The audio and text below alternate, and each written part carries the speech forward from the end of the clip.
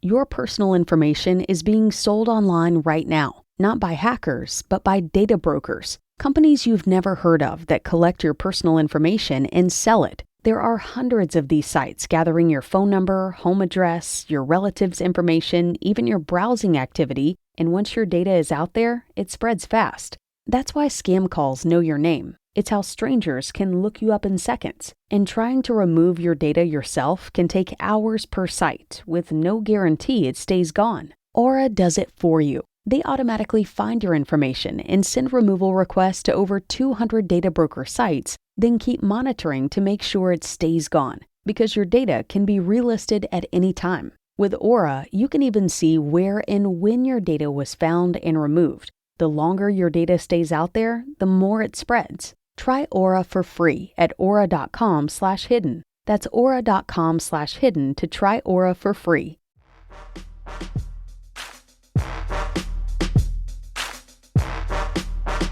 Welcome to the Instagram Stories for Monday, May 30th. I'm your host, Daniel Hill. Apologies for no show on Friday. It's sort of a nice holiday weekend here in the United States. In the rest of the world, you might call it a bank holiday. It's a really good chance to unplug, but really what we've been doing is making Reels and TikToks.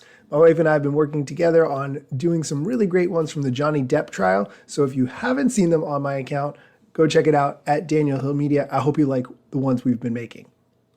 On Mondays here on the show, we do Mosseri Monday, which is where we talk about what the head of Instagram, Adam Mosseri, shared on his Ask Me Anything. Here's what that sounds like.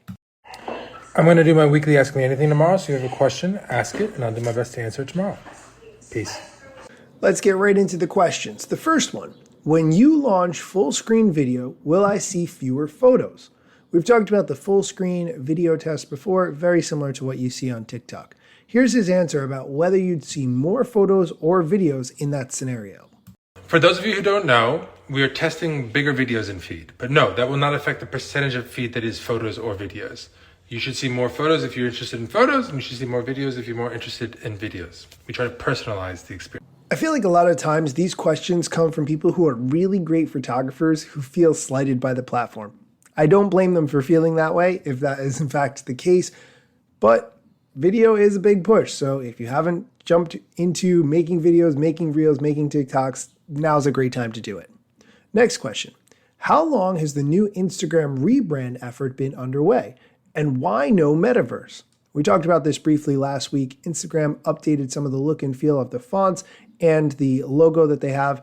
Not really a huge deal. If you're a graphic designer and you pay a lot of attention to those things, then maybe it is. But for the rest of us, not so much. The real question, why not doing more effort around the metaverse, is something I'm much more interested in talking about. Last year, we took a lot of time to define our brand strategy, our brand architecture, and our brand positioning. And so you're just starting to see some of that work come to light. It's really about where Instagram sits in the world. It's not about the metaverse or any specific product. For more information about how Adam Mosseri views Instagram as part of the metaverse and really the larger future of technology and the internet, specifically Web3, definitely make sure you check out his TED Talk, which we talked about a couple weeks ago. If you haven't heard that, go find it on YouTube and listen to it. Next question. How do I get discovered on Instagram? This is a really hard question. If the answer is how do I get discovered on TikTok, make something that goes viral and then sit back and wait for things to roll in. I know there's more to it than that. I'm being very general and facetious in this moment. But here's how he answers the question, how do I get discovered on Instagram? Unfortunately, there's no silver bullet, though we are trying to do more to help small creators break to find new audiences. The key thing that everyone should do, though, is experiment, because every audience is different. So you have to figure out what works for your audience. I actually don't think that's great advice. What would be better is to really focus down on one specific area that you want to be known for or have a reputation in, then look at the posts people are making in that area that are doing very well and figure out what elements of those you can copy that either fit with your particular way of looking at the world or your way of producing content, and see how that resonates with your audience. Just experimenting with no real focus doesn't help at all, but I think instead looking at other things that people really like to see on the platform would help you out a lot. Before we go on, here's a quick word from our sponsor, #Slayer.com.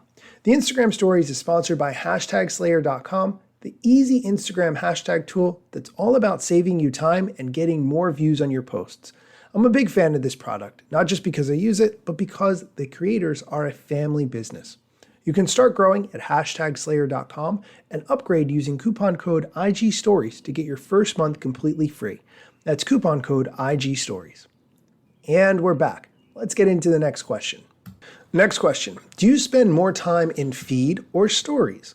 I personally spend more time in feed, and so I'm interested in his answer specifically for this, but I vacillate back and forth. There are times when I'm super into stories and other times where I'm just not at all because I feel people are just sharing feed posts to stories so more people see their feed posts. That is not a great strategy overall. I respect why people do it and I totally get it, but it doesn't make me more interested in stories. It makes me less interested in stories as a whole. Here's his answer. Right now, actually, I spend a bit more time in feed, but every once in a while, I go deep on stories and try and get a better sense of what's happening behind the scenes, so to speak. So I want to get back into it, but right now, more time on feed. Don't know why. And the last question we're going to talk about today, how are the Reels bonuses calculated?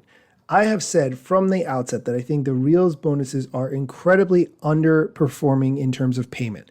You do a lot of work for not very much money, for a company that is really making billions for its parent organization. Here's his answer for how the Reels bonuses are calculated. There are a number of different ways because we're still experimenting with how performance-based incentives work, but in general, we're trying to pay out people who create Reels that lots of people enjoy. So it's based on how much engagement they drive and how much people love those Reels. Okay, that's going to do it for today's show. Please do me a favor, check out the Reels that I created on my account at Daniel Hill Media. We're going to try to make some more today, so keep an eye out for that. And be sure to come back tomorrow for more Instagram news.